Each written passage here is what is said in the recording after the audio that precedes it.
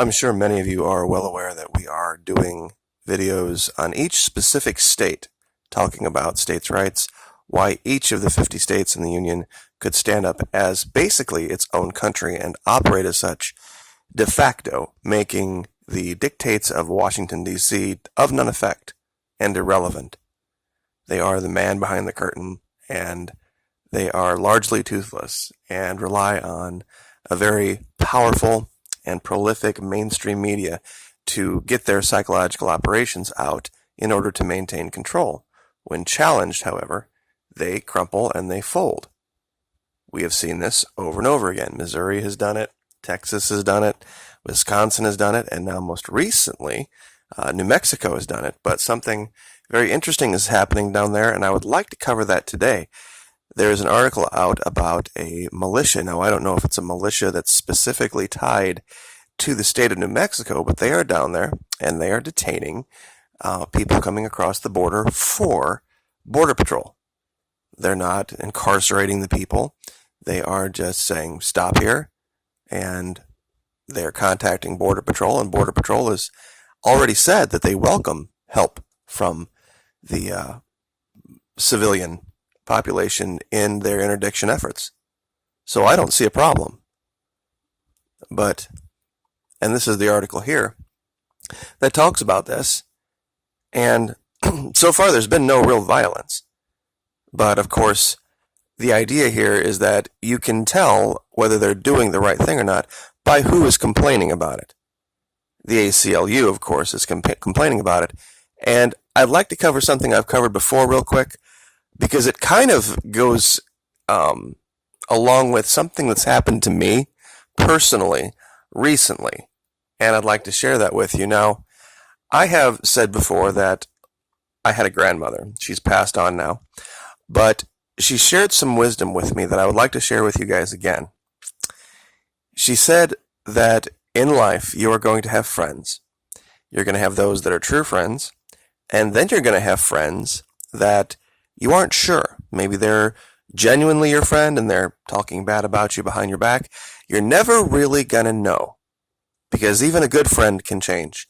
But enemies will always be genuine. No one will ever pretend to be your enemy. People will pretend to be your friend, but people will never pretend to be your enemy. So make sure that you have the right enemies in life, because that's going to be a much more accurate gauge of who you are as a person by who is opposing you.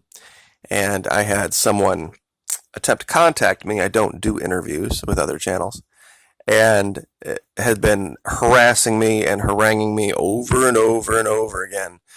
Contacted me every way this person could possibly, through comments, wanting to making the make-believe story that they wanted to talk about Venezuela, when really what they were attempting to do was corner me on my stance when it comes to the militia and weapons.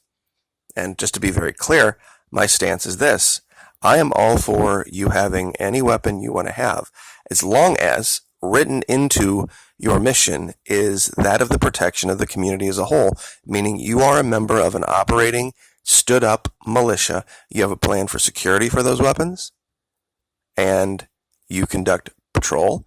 And like I said, your mission is not just you personally, not just collecting dozens and dozens and dozens of weapons just because, you think they're cool, or you want to just be the baddest guy in the block, or you have some kind of a personal issue with fear.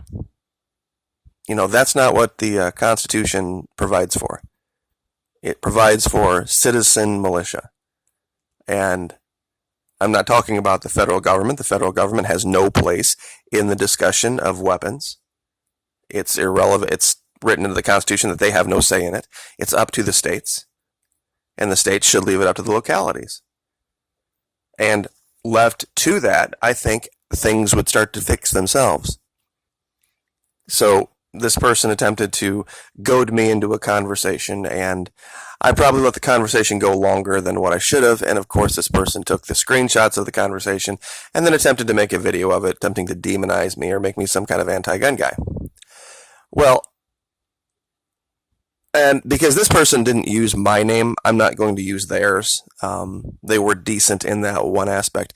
But this is U.S. Army Manual PM 7-94, How to Start and Train a Militia by Major General Westmoreland, USMC, retired. I guess this would be a Marine Corps manual. But funny thing, when you read into this manual, it basically goes through everything that I have said that you need to do to operate as a militia. One thing I say is, we'll see you at 0500 for training. You know, if you're interested in being a member of the militia, love to have you. And would love to see you get trained up on all sorts of weapons to protect your community, to be an asset to your community, not just to sit on top of your unsecured fire base, posing as a grocery store out in the middle of nowhere. But table of contents, how to recruit, security, physical fitness is number 3. And that's how you can always tell a fake militia, people who are pretending to be a militia, people who are lying about having been in the military, is that they make no plan for physical fitness whatsoever. Their security is almost non-existent, and they yammer on and on. They love to go on Facebook. They love to go on social media and talk about their militia, which right in here, it says that's the exact opposite thing of what you're supposed to do.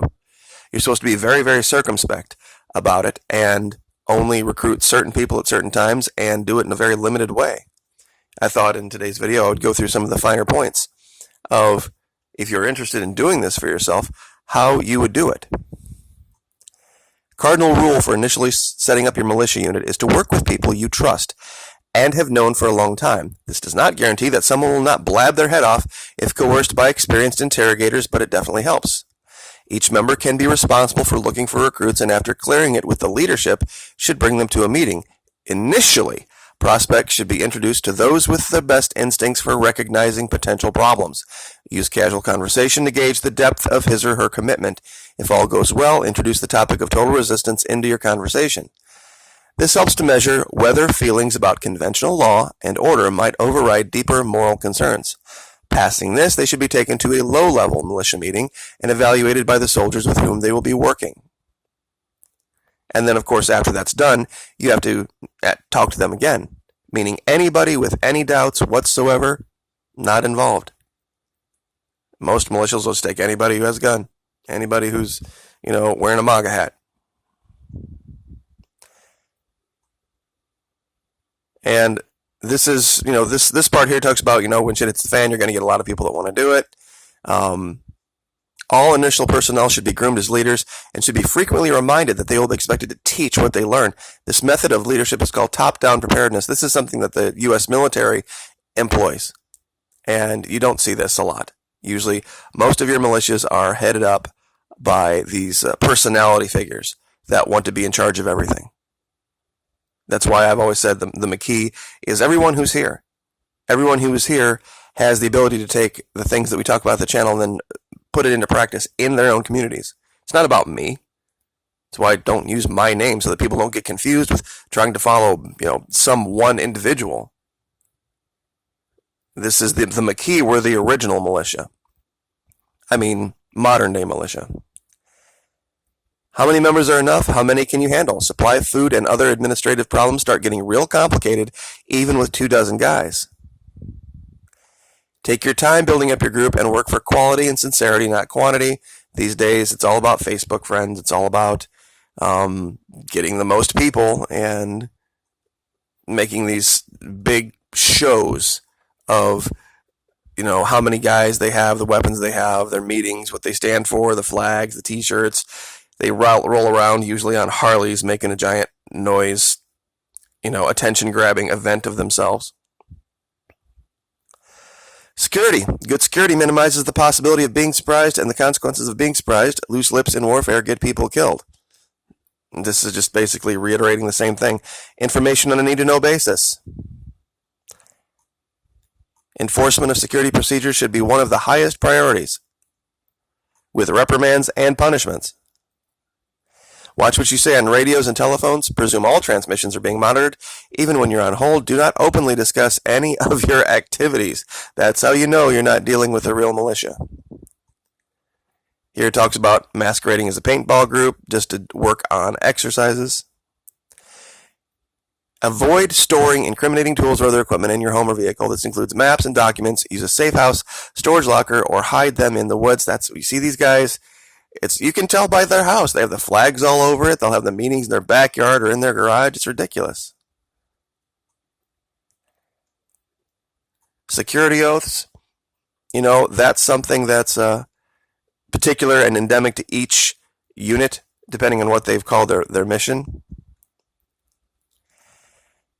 And the militia soldier's oath, I think, really reiterates this fact. I do swear before God and the personnel assembled that I will follow the orders of my leaders to the best of my ability. Most of these militia types are totally against any type of an authority figure at all. They just want everybody to be out there and totally equal and no leadership, and that's why they're easily taken apart by even the basic levels of the authorities. Keep identity secret. Don't give in to threat. Keep all knowledge of militia activities a secret. Don't abuse my authority or power of my weapon. Be a friend of the common citizen. Be a friend of the common citizen. These people will be your friend as long as you're white, most of them. Anybody else, automatically suspicious of. And Chapter 3. Now remember, this is General Westmoreland out of the Marines. Physical fitness. Physical fitness. Find me one militia that has a physical fitness plan, a real, operational, enforceable physical fitness plan with standards. I'll buy you dinner. You can't. They're all over Florida, and it's real easy to tell them. They couldn't run from usually their front door to the mailbox and back. And it talks here about how it usually takes 2 weeks of pain and endurance just to get to the point where you're starting to make gains. And it gives a list of different exercises you can do just using a weapon. And I know a lot of guys, this wouldn't be fun, this wouldn't be exciting, this wouldn't be, Facebook postable or YouTube content, so they're not going to do it. This talks about an equipment list, the basic things that you would need. Most guys don't have anything like this. They think all they need is their weapon. And it shows how to, wrap it up, how to carry it.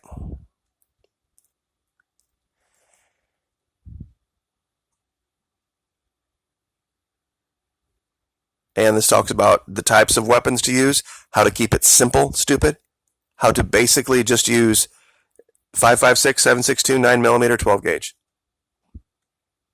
Anything else is just a waste. This shows how to make thermite, how to create the rust needed for thermite. Molotov cocktails, we saw that with the issue with them trying to get the aid into Venezuela, the fake, humanitarian aid event, how they had guys there with Molotov cocktails. Combat communications.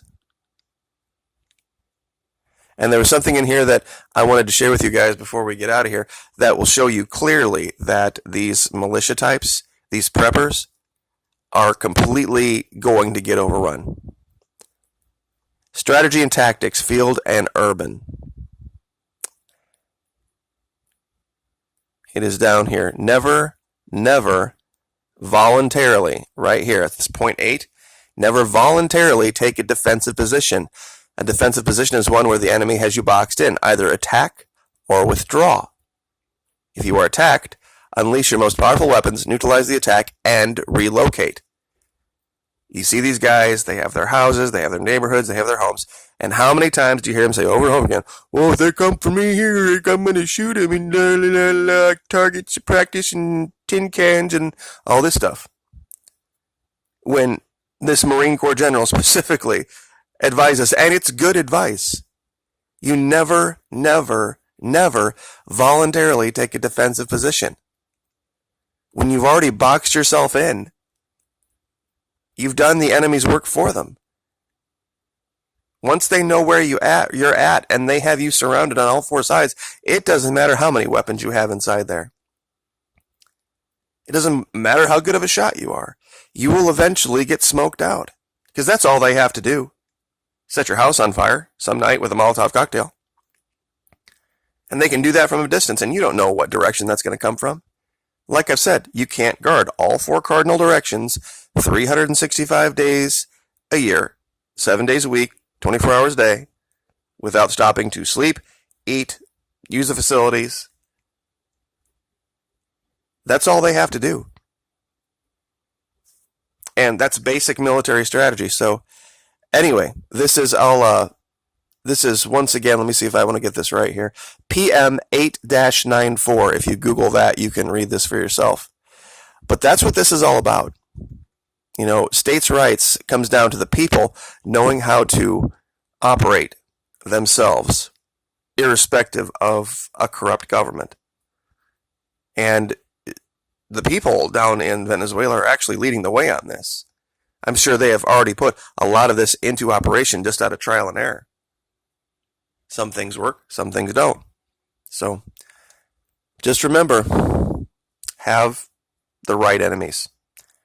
There's people out there, just like my recent situation, who will come to you and say they're your friend and say that they want to help, when really their real goal is to take you down. And it's not the first time I've had to deal with it, just the first time I've covered it in a video. If you have the right enemies, you'll be all right. And we'll leave that there. Like, share, subscribe.